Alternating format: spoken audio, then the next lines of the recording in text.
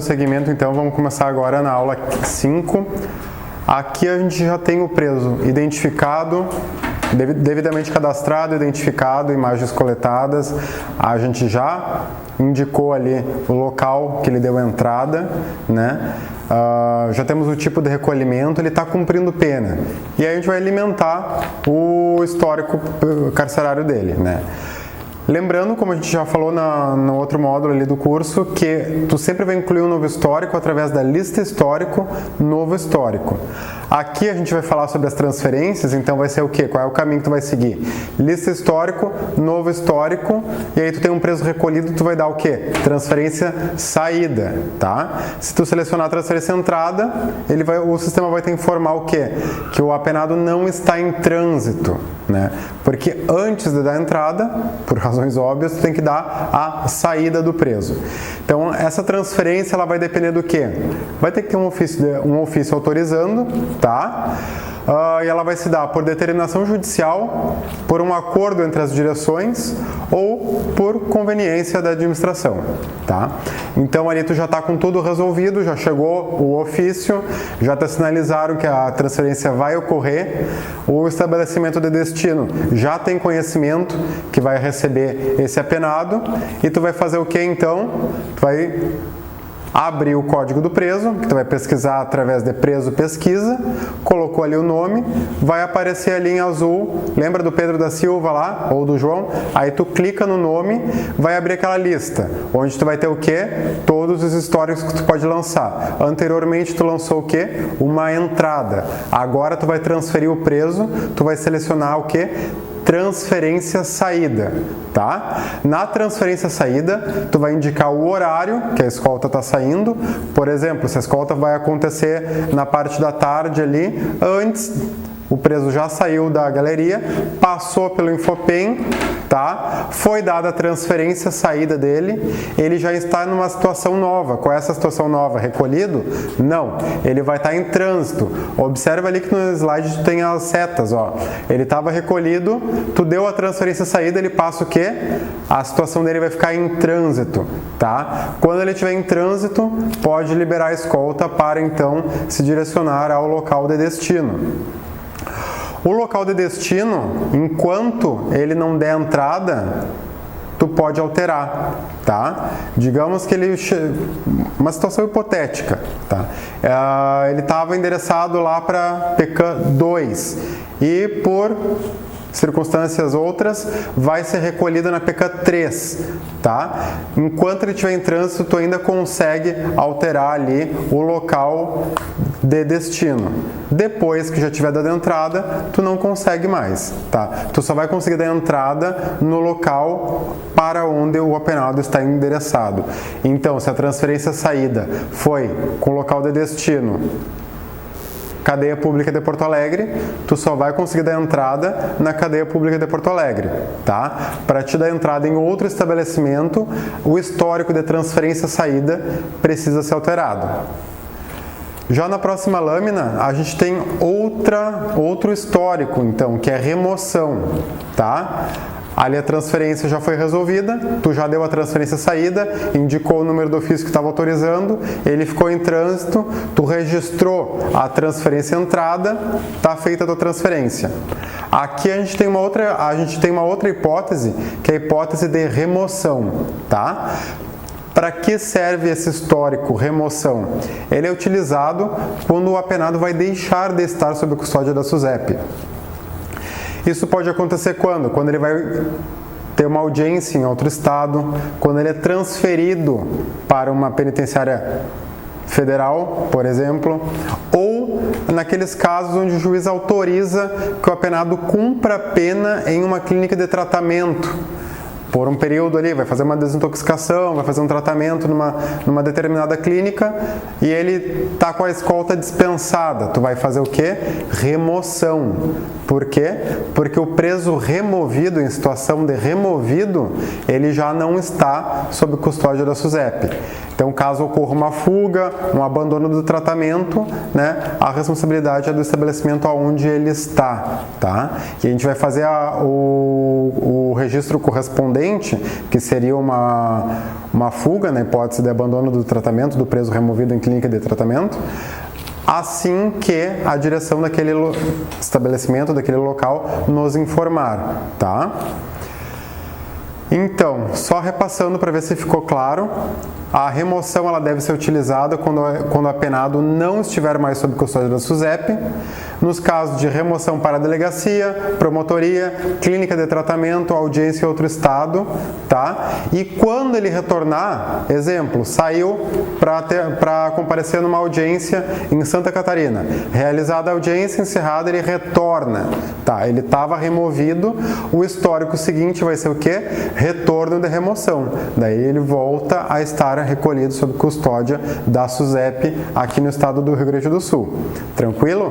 Na próxima lâmina a gente tem um outro histórico, que é a transferência compulsória, tá? Para o que serve a transferência compulsória? É aquela hipótese do apenado que está cumprindo pena em um outro regime, aberto ou semiaberto, e no prazo de uma saída autorizada, pode ser uma saída temporária, ou mesmo quando ele sai para trabalhar, se ele tem autorização, já está homologado, ele pode trabalhar enquanto cumpre pena, né, no semiaberto. Ele saiu para trabalhar e nesse meio tempo ele se envolve num novo delito, ele se envolve num flagrante, tá? O que vai acontecer com ele? Ele vai ter que ser recolhido no regime fechado. Só que ele já está recolhido, né? Ele não está em trânsito.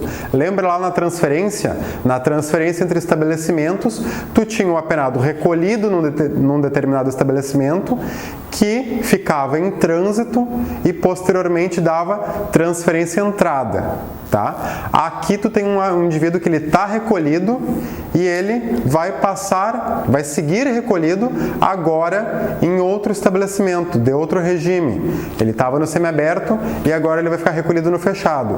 Por que motivo? Aquele flagrante que ocorreu, digamos, ou uma preventiva que foi decretada em algum processo que estava em curso, tá? Então ele vai ser transferido compulsoriamente de um estabelecimento para outro, né? Então a transferência compulsória, ela é utilizada nos casos de que um preso do semiaberto ou aberto em saída temporária é capturado em flagrante ou por ter sido decretada uma prisão preventiva temporária, em outro processo que ele estava respondendo. Quando esse preso for encaminhado pela Polícia Civil ou a autoridade policial que tiver com a custódia dele, o estabelecimento de destino vai registrar então essa transferência compulsória, tá? No slide seguinte, o histórico de saída temporária, tá? A saída temporária ela é uma concessão que tu vai cadastrar ali na aba concessões, tá? Clicando em adicionar, pode ver que tem uma setinha azul ali em adicionar, tu vai adicionar e informar os dias que aquele apenado pretende usufruir do benefício da saída temporária. Lembrando que o benefício da saída temporária ele depende de autorização judicial, de deferimento judicial. Então não é um benefício automático, não é porque o preso progrediu para o semiaberto que ele automaticamente vai ter direito a usufruir da saída temporária.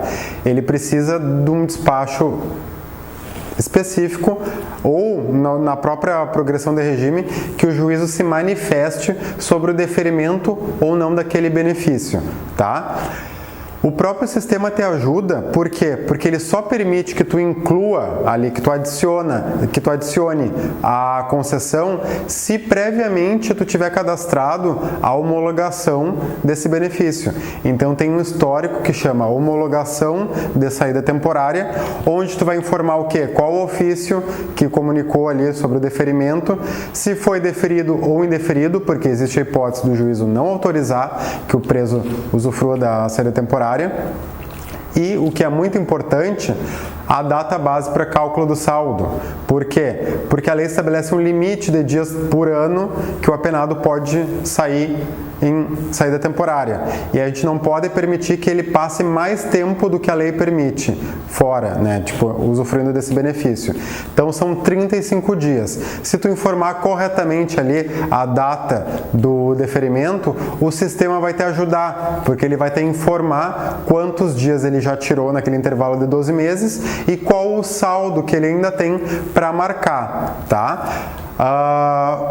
Por padrão, o Infopen, ele, quando tu abrir ali o histórico de homologação da saída temporária, ele já vai estar selecionado o 1º de janeiro, né? Um erro muito frequente é o pessoal deixar assim, deixar 1º de janeiro. Qual é o problema que vai ocorrer? Quando virar o ano, tá? O sistema vai interpretar que encerrou os 35 dias do apenado. E caso o deferimento tenha ocorrido no meio do ano, ele vai ter usufruído do benefício só por 6 meses, quando na verdade é um período de 12, tá? Então a referência para o cálculo ali vai ser sempre a data do deferimento. Foi deferido, a partir daquela data, ele vai ter 12 meses para usufruir desses 35 dias. Lembrando que o máximo são 7 dias consecutivos.